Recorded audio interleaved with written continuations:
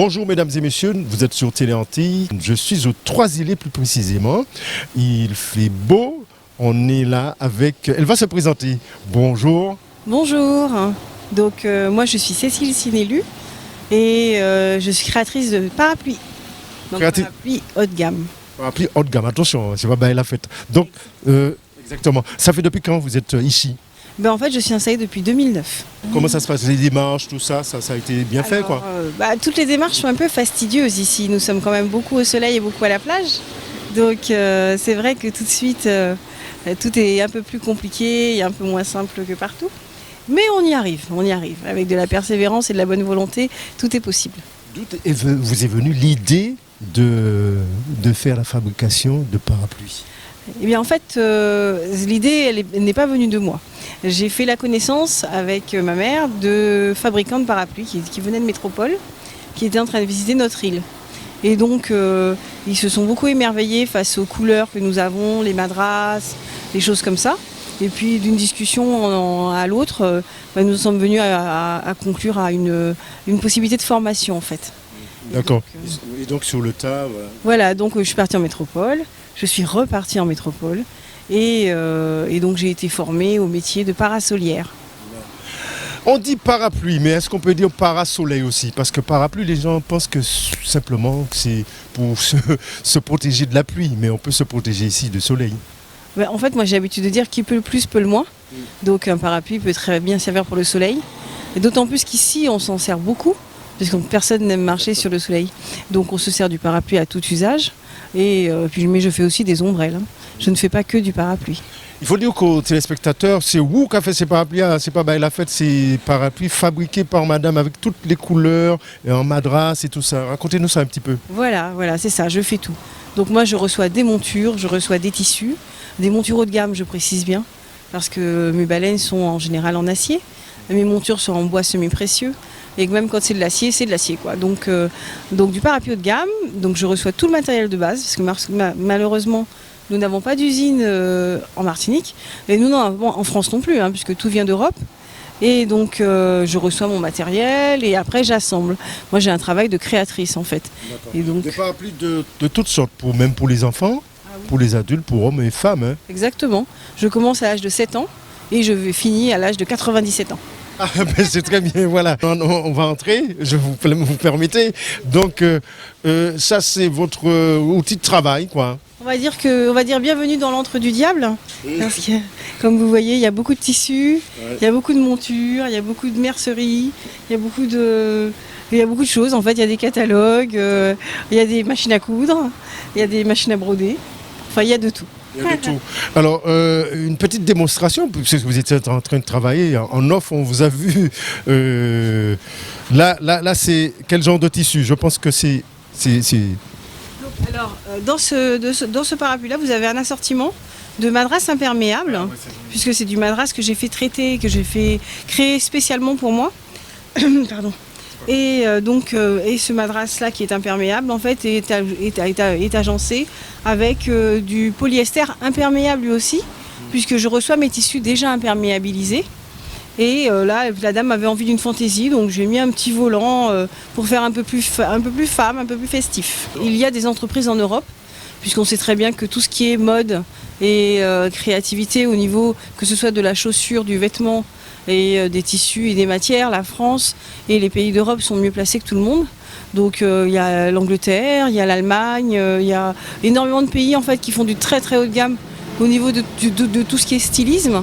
Et donc en matière de parapluie, c'est pareil.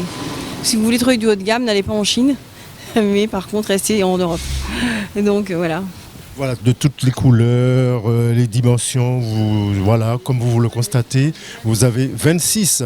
Donc, puis on a l'embarras de choix. Vous avez l'intention de faire autre chose, vous agrandir? Oui, en fait, alors pour cette année, j'accessoirise. Et là, je suis en train de référencer en fait une gamme de sacs.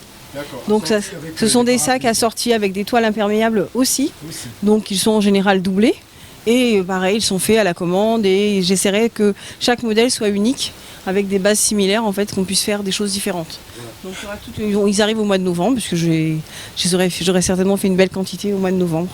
Je veux revenir sur le tissu imperméable. Ça vous prend combien de temps là? Ça, vous avez commencé ça depuis quand? Ça fait combien de temps? Non, pour un parapluie, j'ai une moyenne de 3 heures de travail. Quand il est simple, on va dire, quand il n'y a pas trop de découpe, trop d'assemblage. Sinon, ça peut aller jusqu'à une journée. Parce qu'il faut savoir que les gens sont très fantaisistes.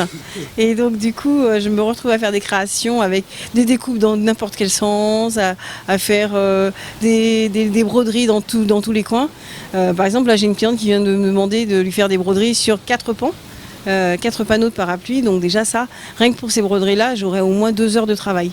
Donc voilà, donc on me demande de créer aussi, donc je passe des soirées à créer des broderies avec des modèles pour que les gens puissent avoir un parapluie vraiment, vraiment à leur image. Une question comme ça, c'est pas difficile parce que ça vous prend énormément de temps. Vous avez le temps de vous reposer alors? Ah bah, il faut y arriver quand même. Un créateur qui ne se repose pas, c'est un créateur qui n'a pas de Enfin, non, c'est un créateur qui surtout n'arrive pas à créer. Voilà. Alors donc, vous faites des sacs, vous avez commencé, vous faites beaucoup de parapluies. Alors, si vous voulez passer commande, comment ça se passe au Toisillet? Alors, si vous voulez passer commande, j'ai un site internet, www.tournicotiparapluie.com. J'ai une page Facebook. Je suis référencée sur TripAdvisor. Donc, on a toujours une solution pour me trouver. J'ai une adresse mail, tournicoti _ donc underscore c'est la barre du 8, parapluie@yahoo.fr. Donc et puis j'ai un numéro de téléphone. Donc et ça marche bien. Ça marche bien. Il y a des gens commandent. Vous êtes satisfaite? Alors je suis, on va dire, moyennement satisfaite. En fait, ce qui se passe, c'est que en Europe et à l'étranger, nous avons la culture du parapluie haut de gamme, du parapluie de luxe, du parapluie différent. Et donc, c'est vrai que je travaille malheureusement avec 70% de ma clientèle qui est à l'export. En Martinique, ça arrive, ça commence à venir. D'ailleurs, on m'a demandé d'aller exposer en Guadeloupe. Hein. Oui. Oui, je pars exposer en Guadeloupe le week-end du 19 novembre. Je serai à Pointe-Noire sur une grande manifestation qui est organisée par là. Et donc, la Guadeloupe a fait appel à moi et j'en suis très contente. Donc je pars le week-end du 19 novembre en Guadeloupe, à Pointe-Noire. Donc ceux qui veulent me voir, n'hésitez pas, je serai sur place. La foire de Paris, ça vous dit? Alors ça me tenterait énormément, mais c'est vrai que c'est un coût financier qui, l'année prochaine, si j'ai des financements, oui, pourquoi pas, puisque mon but est de m'exporter au maximum. Donc c'est vrai que si je peux aller faire des foires et partir à l'étranger, pourquoi pas. Est-ce que vous recevez des aides, par exemple? Il y a la CTM, la collectivité territoriale. Est-ce que vous travaillez de telle sorte pour faire avancer les choses, pour faire avancer votre petite entreprise? Elle ne connaît pas la crise alors? La CTM, oui, la CTM sans doute. Non, c'est vrai que les demandes de subventions sont très, très, très compliquées. Il est très difficile d'avoir des subventions. J'ai fait une demande par exemple l'année dernière pour partir, justement commencer à partir faire des foires à l'export. Avec le changement de gouvernance, tout a été mis en stand-by et là maintenant il va falloir que je recommence ces demandes parce qu'évidemment les anciens dossiers n'ont pas été pris en compte et donc on nous demande de tout recommencer. Donc tous les projets déjà 2017 ont dû être annulés. Et donc j'espère que pour 2018, tout reviendra en place. Voilà. Quand on dit en créole, mais pourquoi pas monter Fort-de-France? Pourquoi pas aller à Fort-de-France? Pourquoi vous n'allez pas à Fort-de-France? Non mais moi je suis bien ici. Hein. Il n'y a rien de mieux que d'être au Trois-Îlets et je suis chez moi. Je suis iléenne. Donc je suis bien chez moi, mais j'expose quand même, j'ai des magasins qui sont référencés. Donc j'ai Saint-Pierre par exemple, vous avez le magasin le 1902 qui est face au front de mer de Saint-Pierre qui vend mes produits. J'ai un magasin à Trinité qui va bientôt vendre mes produits. Donc je suis en train de me déposer en fait, on va dire, dans différents coins de Martinique. Si je comprends bien, vous avez des employés alors? Non, je n'ai pas d'employés, je fais tout toute seule. Toute seule? Oh là là, je dis à Toisillet, comme vous pouvez être à Fort-de-France ou à Trinité dans une exposition, etc. Voilà, exactement. Alors des fois, on voit effectivement que je suis fermée. J'ai eu la réflexion dernièrement, mais vous êtes fermée à chaque fois que je passe. Oui, j'étais en exposition. Donc on ne peut pas être au four et au moulin. Et donc c'est vrai qu'il y a des fois, je suis fermée et je pars en expo. Parce qu'il faut quand même qu'on me voit un peu partout. Les Trois-Îlets, j'aime bien, mais les autres aussi, ils m'aiment bien. Pour employer quelqu'un, c'est difficile? Est-ce que c'est par rapport à ça, pour prendre un apprenti, quelqu'un en apprenti, c'est difficile d'en trouver? Il faut savoir que ça coûte cher malgré tout ce qu'on dit.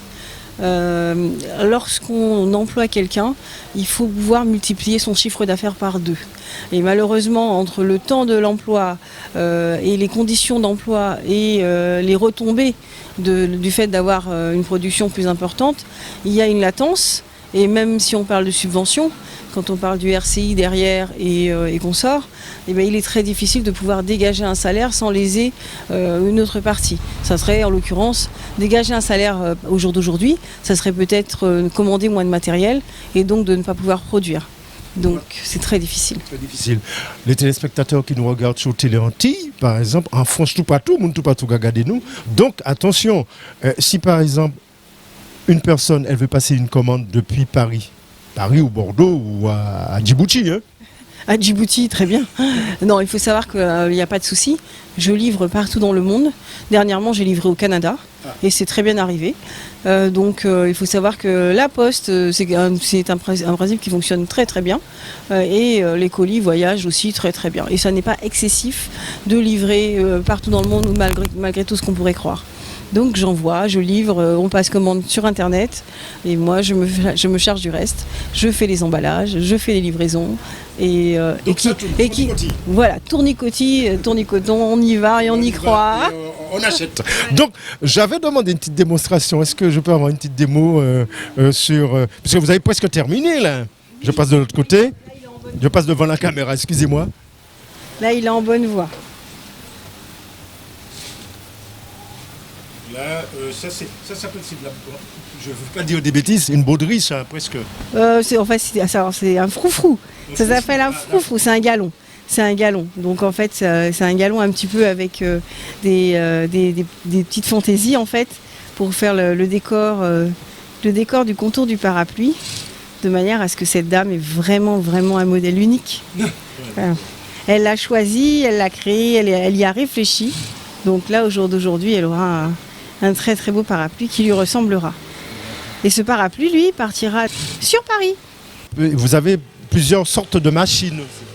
Oui, alors, oui, effectivement, j'ai ce qu'on appelle une piqueuse plate, j'ai une surjeteuse, j'ai une brodeuse, j'ai plein de machines différentes. Hein. J'ai plein de machines. De la toile, quoi. C'est en fonction de la toile et du travail qui est à faire.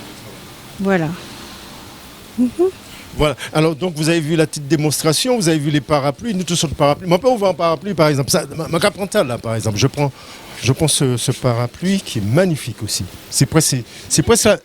Voilà, on peut décrocher. Il y a du monde qui veut parapluie, justement, dans la maison. Racontez-nous ça. Est-ce qu'on a le droit d'ouvrir un parapluie à l'intérieur d'une maison? Voilà. Parce qu'il paraît que ça porte malheur. Alors j'ai une anecdote concernant ça.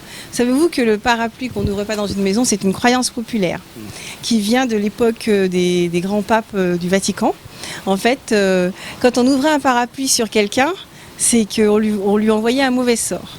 Et donc c'est pour ça que c'est rentré dans les maisons. Donc ouvrir un parapluie à l'intérieur d'une maison veut dire qu'on envoie un mauvais sort sur quelqu'un.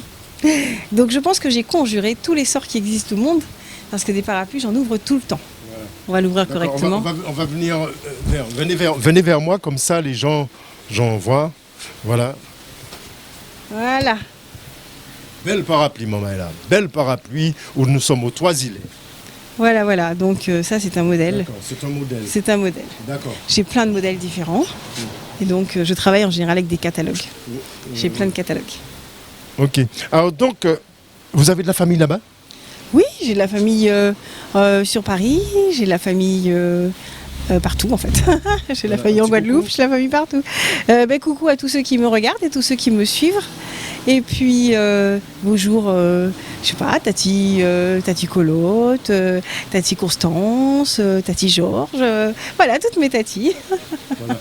Et on conseille les téléspectateurs à venir vous voir au Toisillet. Vous êtes basé au Toisillet. Est-ce qu'on peut avoir l'adresse exacte? Oui, donc l'adresse exacte c'est en Smitan, 8 rue des Bougainvilliers. Alors la rue des Bougainvilliers, c'est celle qui se trouve en face de l'hôtel Bambou à l'Ansmitan.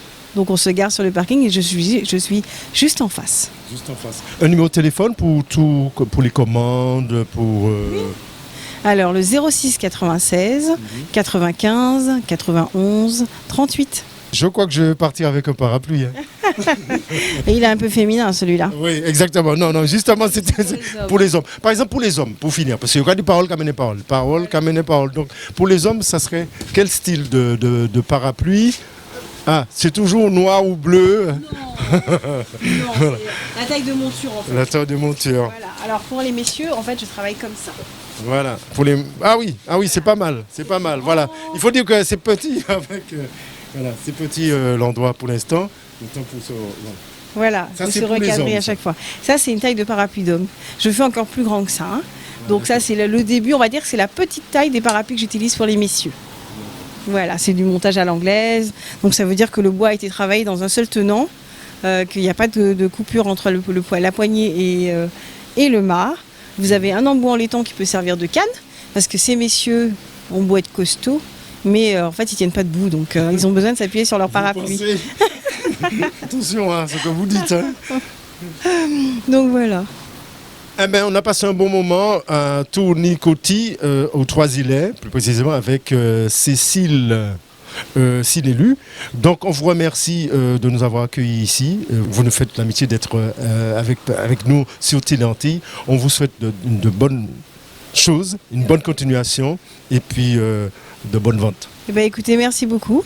Et puis n'oublions pas que je serai en Guadeloupe. Donc à tous les Guadeloupéens qui veulent passer commande, eh ben, ils seront livrés sur place quand j'arriverai. Donc n'hésitez pas à me contacter d'ici là. Merci et à bientôt sur Téléantilles. Merci beaucoup.